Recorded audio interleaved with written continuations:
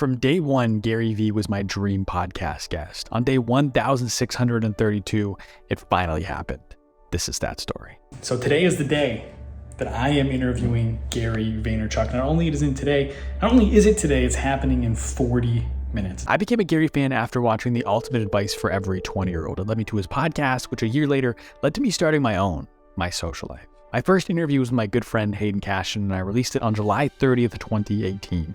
At the time, I wanted all the episodes to be done in person, which meant I was only recording with people who lived in the same city as me. That was all about to change because Andy Kranak, who was Gary's brand director at the time, tweeted out and asked me anything, and I saw an opportunity. I asked him if he'd be willing to come on my podcast because I set this goal when I hit 15 episodes, I was going to take a trip to New York to record interviews. At the time, I had no such goal of going to New York or passing 15 podcasts, but I did when Andy said yes. On February 3rd, Hayden and I touched down in New York for 6 days of interviews. We spent the weeks leading up to the trip reaching out to as many people as we possibly could that we thought would make great guests, including Gary. By the time we landed, we only had 2 yeses and a few maybes. We were optimistic for the week ahead, but didn't know what to expect. We ended up recording 10 podcasts. While we never did end up booking Gary or even Andy, we did land interviews with 2 Vayner employees, Caleb Ralston, who was a videographer on Team GaryVee, and Brandon Hatcher, who was a videographer for Vayner Talent. Both guys asked if we'd be willing to do the interviews at Vayner, and I was stunned. I can still remember sitting in Think Coffee across the street from Vayner, trying to keep my nerves down while waiting for Caleb to message us. Like 15 to 30 minutes away from going up and into VaynerMedia.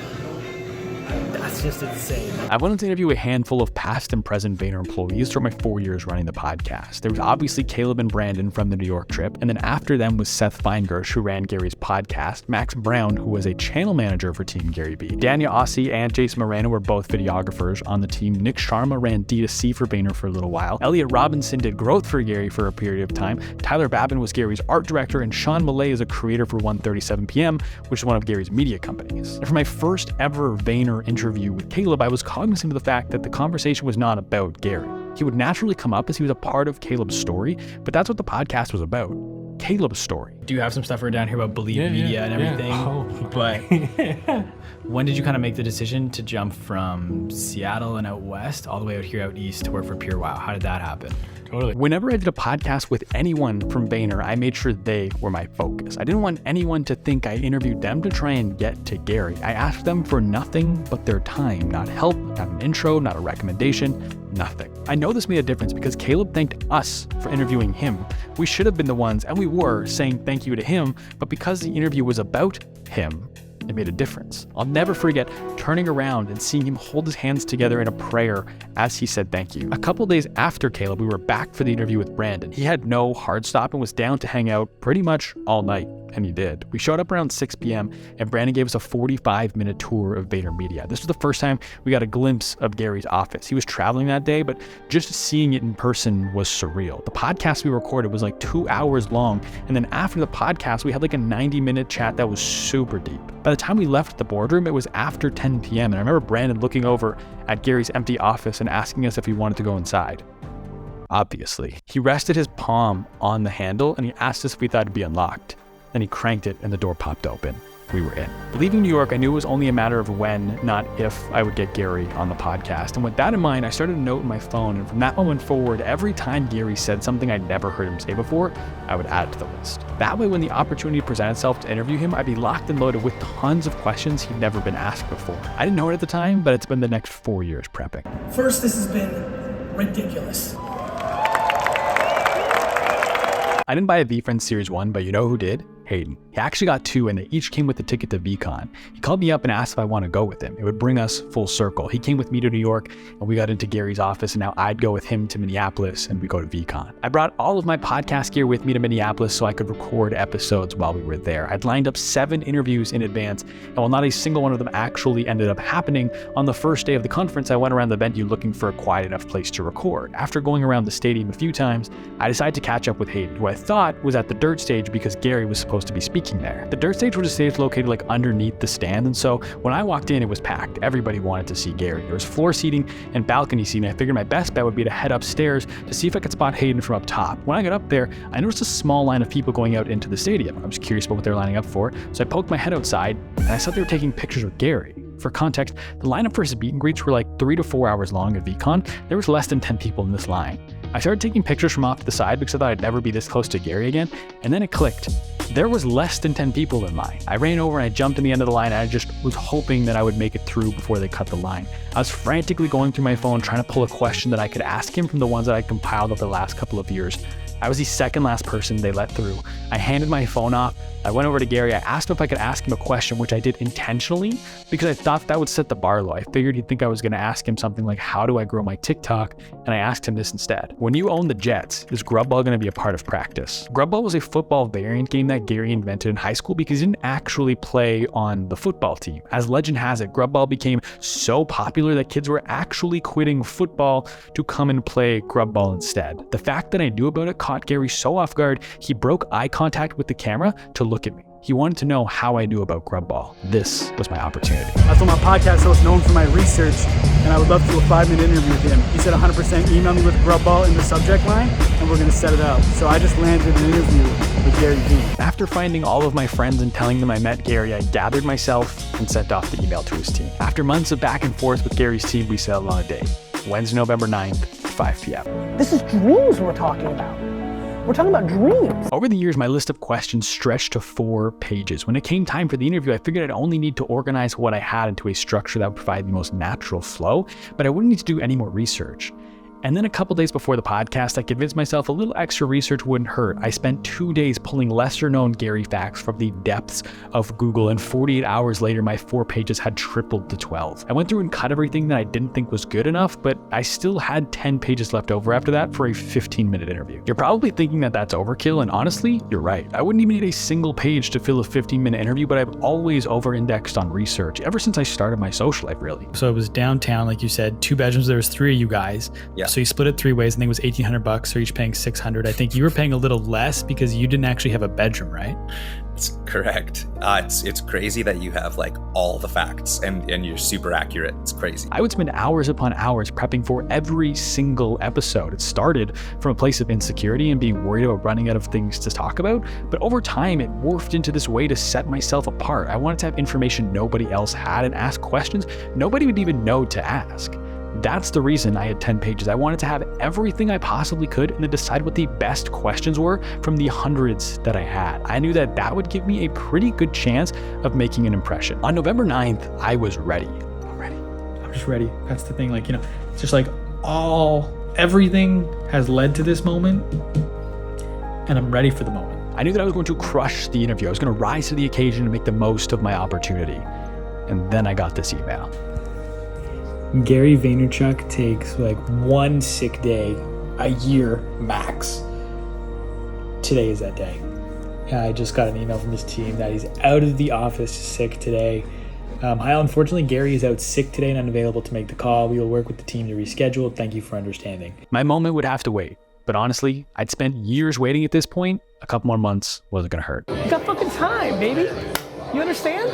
You're a kid. We rescheduled for January 11th, and that just meant the time between my last interview and the most important interview of my life would be longer. Since the end of September, I'd only done 2 podcasts, and I was worried I'd be rusty. Right before the holiday break, I was on a call with Danny Miranda, and he asked me if I'd done a lot of 15-minute interviews before. I hadn't. He recommended that I schedule some to practice because it would go by faster than I thought. The only 15-minute interview I'd done was episode 40 with John Lee Dumas, host of Entrepreneurs on Fire, one of the most successful podcasts of all time. It was a big get for me so early on in my journey. This was a guy operating at the top of the game, so I wanted to do well. As soon as we started recording, the call dropped. I was living in a bad apartment at the time with even worse Wi-Fi, so I assumed it was my fault. I restarted my router and sat in the call for about 4 minutes until John popped back in. His Wi-Fi had gone down, not mine. He told me we could do a 10-minute interview or we could reschedule for 6 months later. After some quick deliberation, I opted to go ahead, and I completely botched it. John told me in no exact words that the interview wasn't that great because I didn't bring anything new to the table. I hadn't asked him anything he hadn't been asked before. This podcast that I've just done with you is a podcast that I've done on 100 other different shows. So what's different about it? It's not too much. My takeaway at the time wasn't how to do a 15-minute interview better. It was to never do a 15-minute interview again, and I didn't until Gary. This is literally everything I worked on with my social. This is since day one. I would tell people GaryVee was the dream guest of the podcast, and we are just over half an hour away from that becoming a reality. I never did end up scheduling those practice podcasts, but on January 11th, I wished I had. I knew exactly how I was going to start the podcast and what my first question was going to be. I know I'm going to open it I'm going to open it with, I'm going to drop his original screen name, which when he first got on the internet, which was G Nuts. I hope that just kind of gets us in a good place. And then I'm going to ask about his childhood home. That's going to be at 53 T-Berry Drive. But beyond that, I had no plan. I was worried the rust was going to show and I wasn't going to make the most of it. So there's definitely like some nerves here, but not some like, I think it's like a mix of excitement and nerves and like, holy shit, like this was the journey, was to get here and we're here. This interview had been hanging over me for a couple of years, and so at this point, I kind of just wanted to get it over with. As the day went on, I slowly got more and more nervous, but I also got more and more excited. I eventually hit an emotional peak I've never really experienced before, where my heart was beating so hard, it felt like my whole body was pulsing. After the interview, my partner Hallie told me she could hear me doing breathing exercises before the podcast to try and calm down. Yeah, they didn't work. At 4 p.m., Lara from Gary's team jumped into the call and told me that his meeting was running a little long, so he was going to be a couple minutes late. Just like my interview with John Lee Dumas, my 15 minutes was going to be even shorter than I thought. I'm very excited to have you on the podcast today, Gary. Welcome to the show. A couple minutes later, Gary's face blinked into the call, and after years of waiting, my dream guest was sitting across from me. We exchanged quick hellos, and then I got straight into the intro. Normally, I wouldn't advise wasting time with a live recorded intro when you only have like 12 minutes, but I weaved in a deep cut that I knew would set us off on the right foot. Today on the podcast, we are joined by Gary Vaynerchuk. Some of you know him as GaryVee. Some of you might know him as G-Nuts, but no matter what you know him as. G-Nuts was the username he created when he made an online account for the first time. I didn't explain that on the podcast. I just did it because I thought Gary would get a kick out of it, which he did. He laughed at the mention of his old username, and we were off. I'm excited to have you. What I want to talk to you about today is a lot of nostalgic things. And so before we kind of get into that, I want you to describe to me what nostalgia feels like to you, but I want to know about it in a very specific context. Okay. I know every few years, I don't know when the last time you did this, but you used to drive by your childhood home and just kind of soak in the nostalgia. Yes. So when you're staring out the car window at 53 T-Berry Drive, I believe it was in a triplex, the one on the left. Yep. What's that feeling when you're looking at your childhood home? I opened the podcast with this question because it checked multiple boxes. I know Gary is a very nostalgic person, so I wanted to unpack what that felt like for him. I'd also decided to focus the interview on old stories, so I wanted to set the scene for the listeners to why I made that decision. Plus, it allowed me to incorporate a few deep cuts. Not many people know Gary's childhood home address or the fact that he used to revisit it every couple of years. I know you used to set up signs down Oak Tree Road in Tingley Lane for the lemonade stand. I know you used to specifically set them at a certain height so the drivers would see them. I'm curious what was actually on those signs that attracted the drivers. I don't exactly remember why I went with this question next. It was a risky move because Gary has talked about his lemonade stands extensively. His placement of the signs is pretty common knowledge, so I made sure to call that out in the question so he didn't rehash old material in his answer. I wasn't sure if he'd ever talked about what was actually written on the sign, so I figured I'd take the risk. And it paid off. Wow, that's a really fun question for me because I haven't answered anything about that ever in my life. So it's a great job by you, Jacob, trying to bring out some different stuff. When answering this question, Gary reflected that a theme throughout his life was that he would watch what others did and learn from their mistakes, even as a kid. This anecdote gave me a gift as an interviewer because it provided me with a narrative for the interview. I now had something to reference and fall back on throughout the conversation to make it feel like there was a more consistent arc and not just a bunch of random questions. I'm curious, another place that you kind of look and watch and then replicate yourself or do better on is with baseball cards. I know you got into baseball cards at John Adams Middle School, right? In the baseball card club? This was the worst question of the whole interview. I asked it because I wanted the validation of having known where he got into baseball cards. Gary still gave a solid answer. You could do that with pretty much any question, but time was such a limited resource that if I'd coupled this question with the next one, I could have saved time and asked another better one later. So when you're at your first baseball card show at the JCC on Oak Tree Road, how do you set your table up there versus how you would set your table up now? How he sets up his table at baseball card shows was one of the first 15 questions I ever wrote down. I later added in the contrast between his past and current setups because I thought it was a fun angle. At first, I didn't think it was going anywhere because he didn't seem like he was remembering much. But then something clicked in his mind and he started remembering. I don't vividly remember the table. It gets a little blurry, right? Because this is 40 years ago. But like, I remember not knowing what the fuck I was doing. And I remember knowing what I was doing at the end of that weekend. So I came in super raw Had no idea price tags. I remember, actually now, this is a fun interview. Thank you for being so prepared. That moment was why I spent years preparing for this interview. Obviously, it was great to get recognition from someone I admire, but to see a question I asked unlock a memory in real time is one of the coolest feelings you can have as a host. So you learned a lot from the lemonade stands, you learned a lot from the baseball card shows. I'm curious what you learned from the pig farm. Because if I'm not mistaken, your dad bought a pig farm when you were in the 8th grade and you were shoveling pig shit your 8th grade summer. In the moment and even after the interview, I felt like I could have asked a better question here, but I watch all my interviews back the same way an athlete watches game tape, and in doing so, I realized this was the perfect question for this moment. The segue called back to what we'd already been talking about. It was still in chronological order with the rest of the questions, and it provided a moment of levity before getting into some deeper topics. Can you tell about your family trip to Disney World that you took with your mom and your sister? I thought this would be a good question to start winding the interview down with. I know how much his mom and his sister mean to him, so I left it pretty open for him to take in whatever direction was most meaningful for him.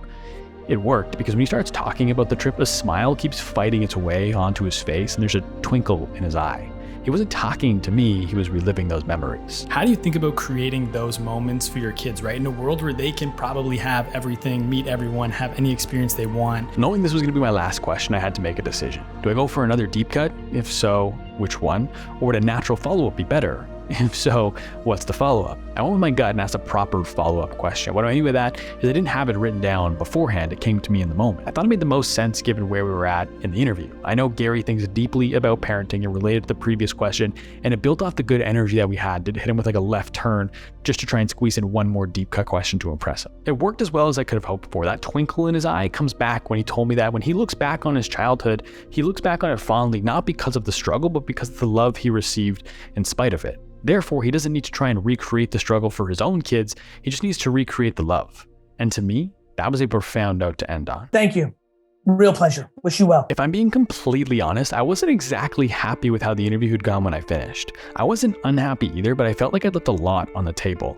And despite doing 200 or however many interviews now it's been, I didn't respect how many questions you can actually ask in 10 minutes. I think I just built the even though I came in with saying I had no expectations, I built up the expectation of not how it was going to go, but what I was going to be able to ask. Even though I only had 10 minutes, I still thought I'd find a way to extract 60 minutes worth of value. And deep down, I hoped that if I impressed him enough, I'd get more time. Let me promise you one way that you can consistently make yourself unhappy.